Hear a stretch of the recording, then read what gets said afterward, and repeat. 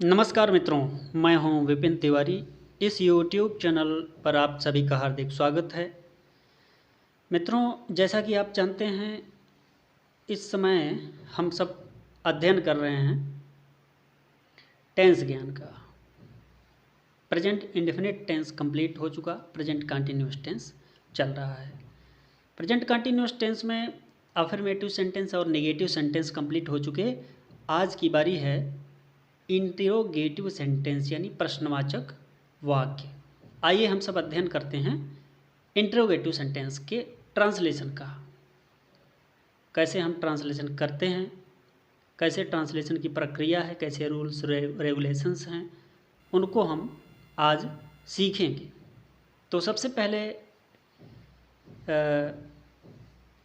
किसी ट्रांसलेशन को करने से पहले हमें उसका फार्मूला पता होना चाहिए कि क्या फार्मूला है। फार्मूला तो लगभग सारे सेंटेंस के एक ही जैसे हैं, बट बात यह है कि कुछ में सहायक क्रियाएं पहले लगती हैं तो कुछ में सहायक क्रियाएं बाद में लगती हैं और कुछ में कुछ विशेष नियम होते हैं। तो एक सीक्वेंस से चलना पड़ता है जो कि इसमें, और एक फार्मूला हर सेंटेंस का होता है मित्रों। तो इस सेंटेंस का फार्मूला यह है कि सबसे पहले आपको स्क्रीन पे दिख भी रहा होगा। सबसे पहले फार्मूला हमारा ये कह रहा है कि सहायक क्रिया पहले रहती है। कब? उदाहरण के लिए पहले एक उदाहरण देख लें। जैसे इंट्रोगेटिव का मतलब ये हुआ कि जिस शब्द में नहीं, जिस वाक्य में क्या, क्यों, कब, कहाँ, कैसे, ये सब वाक्य के पहले आते हैं तो उसे हम इंट्रोगेटिव सेंटेंस कहते हैं। और नहीं आता है यदि कहीं भी तो इंट्रोगेटिव विद नेगेटिव कहते हैं। यानी प्रश्नवाचक शब्द और नकारात्मक शब्द यदि दोनों किसी वाक्य के बीच में आते हैं या प्रश्नवाचक शब्द पहले आए और नकारात्मक तो ज़्यादातर प्रायः बीच में ही आता है मोस्टली, तो उसे इंट्रोगेटिव विद नेगेटिव कहते हैं। लेकिन इसके पहले हम क्या शब्द जो है, प्रश्नवाचक शब्द क्या, ये पहले जिसमें होता है उसका ट्रांसलेशन की शुरुआत करते हैं। तो आइए हम देखते हैं कि इसका ट्रांसलेशन कैसे होगा। जैसे उदाहरण के लिए, क्या राम स्कूल जा रहा है? स्क्रीन पे आपको दिख रहा होगा, क्या राम स्कूल जा रहा है। यह एक प्रश्न है। प्रश्नवाचक शब्द का मतलब ही मित्रों हुआ कि कोई प्रश्न पूछा जा रहा है, किसी सेंटेंस के माध्यम से प्रश्न पूछा जा रहा है। जैसे हम आपसे पूछें, राम किसी व्यक्ति का नाम है, किसी लड़के का नाम है, तो क्या राम स्कूल जा रहा है, यह प्रश्न पूछा जा रहा है। तो इसका ट्रांसलेशन हम कैसे करेंगे? तो यदि क्या शब्द पहले रहता है तो सबसे पहले फार्मूला यह कहता है कि सहायक क्रिया का हम सबसे पहले शुरुआत करते हैं, कर्ता का उसके बाद में करेंगे। सहायक क्रिया क्या है? पूर्ववत सहायक क्रिया है। पहले जैसे सेंटेंसों में लग चुके हैं, इज, एम, आर।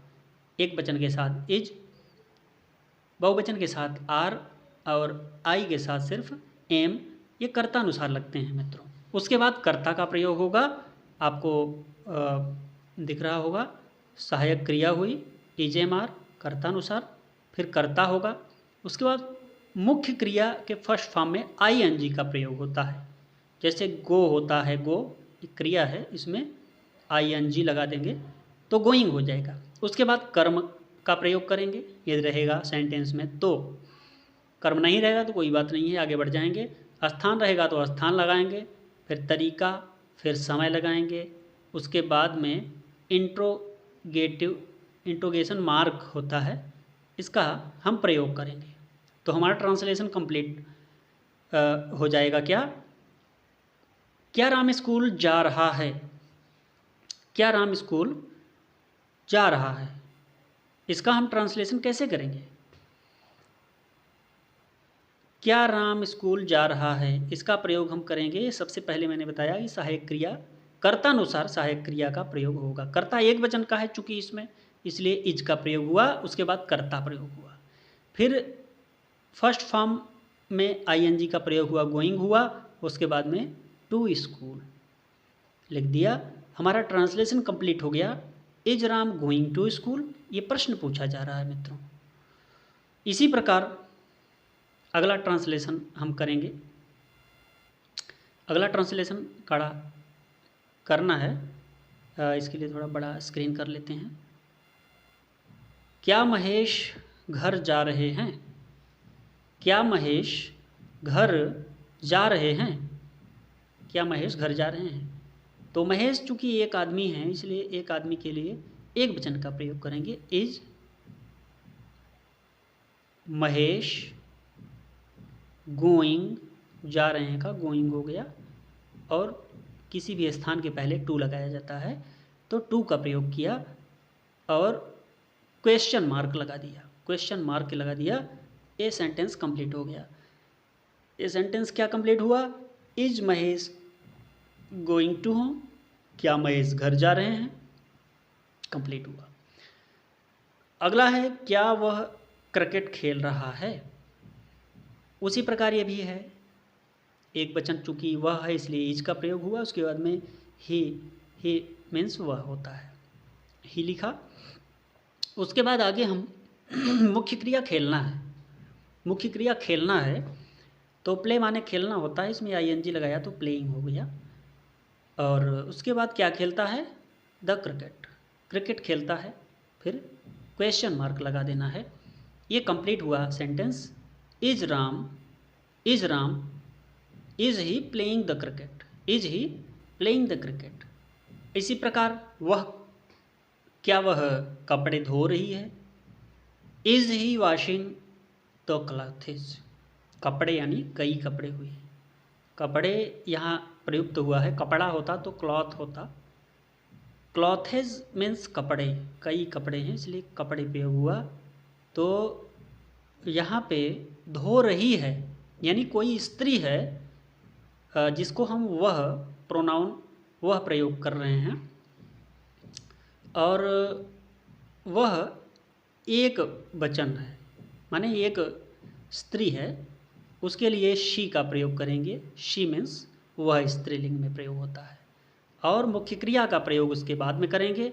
वहाँ वॉश माने धोना होता है, वॉशिंग माने धो रही है हो गया, first form of the verb, and add करेंगे उसमें आईएनजी। उसके बाद क्या धो रही है? कपड़े, the clothes. Is she washing the clothes, क्या धोबी कपड़े धो रहा है? Is the washerman washing the clothes. उसी प्रकार है, क्या चपरासी घंटी बजा रहा है? क्या चपरासी घंटी बजा रहा है? Is the peon ringing the bell, क्या माली बगीचे में फूल तोड़ रहा है? Is the gardener plucking the flower in the garden. इसका क्या होगा? इज द गार्डनर, क्या माली बगीचे में फूल तोड़ रहा है? Is the gardener, gardener means मित्रों होता है माली, माली चूँकि फूल तोड़ता है यहाँ कहा गया है, तो गार्डनर प्लकिंग यानी तोड़ रहा है, प्लक मीन्स तोड़ना, आईएनजी लग गया तो प्लकिंग हो गया। प्लकिंग माने तोड़ रहा है, क्या तोड़ रहा है? फूल तोड़ रहा है, द फ्लावर। कहाँ तोड़ रहा है? इन द गार्डन।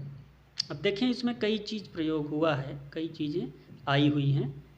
पहले हमारा फार्मूला कह रहा था कि सहायक क्रिया कर्तानुसार माली एक है, चूँकि एक माली के लिए प्रयोग हो रहा है गार्डनर, तो इज का प्रयोग किए, उसके बाद गार्डनर मीन्स माली के लिए प्रयोग किए, उसके बाद मुख्य क्रिया इसमें आई, प्लकिंग, तोड़ रहा है। क्या तोड़ रहा है? फ्लावर। कहाँ तोड़ रहा है? स्थान का नाम है गार्डन। तो ये कंप्लीट हुआ। अगला है मित्रों, क्या दिनेश और गणेश बातें कर रहे हैं?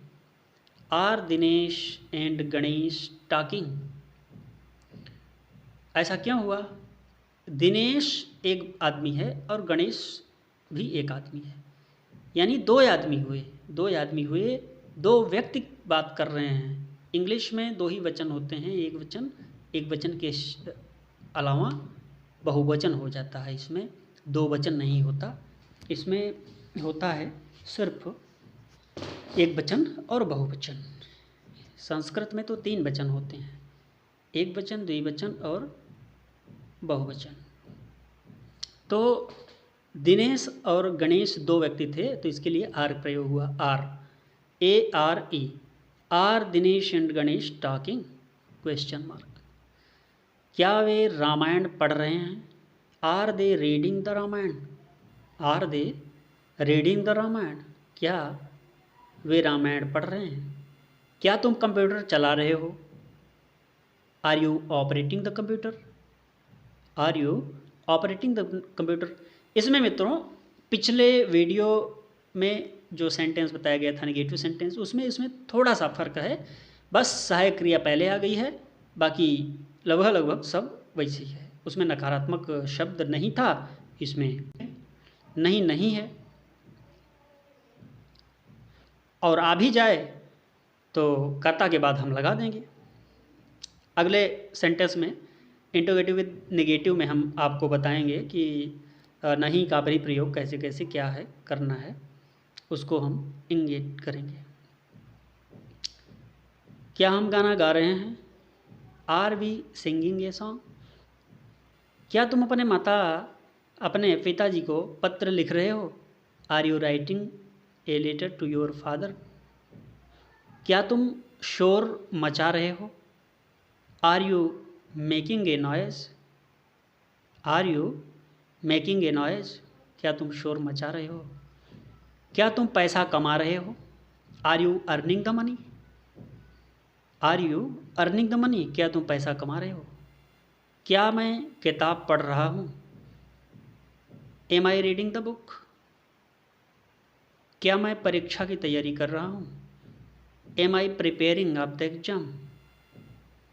क्या मैं पानी में तैर रहा हूँ? Am I swimming in the water? क्या मैं सो रहा हूँ? इसका ट्रांसलेशन होगा एम आई स्लीपिंग? क्या मैं मकर संक्रांति पर पतंग उड़ा रहा हूँ? Am I flying the kite on the Makar Sankranti? मित्रों ये रहे ट्रांसलेशन आज के इंट्रोगेटिव सेंटेंस के, जिसमें क्या शब्द पहले आते हैं। मोस्टली क्या शब्द जो है वो पहले आता है। तो ये वीडियो कैसा लगा? अच्छा लगा हो मित्रों तो लाइक, शेयर तथा सब्सक्राइब करना न भूलें। अगला वीडियो लेके मैं फिर से उपस्थित होऊंगा अगले हफ्ते। तब तक के लिए नमस्कार।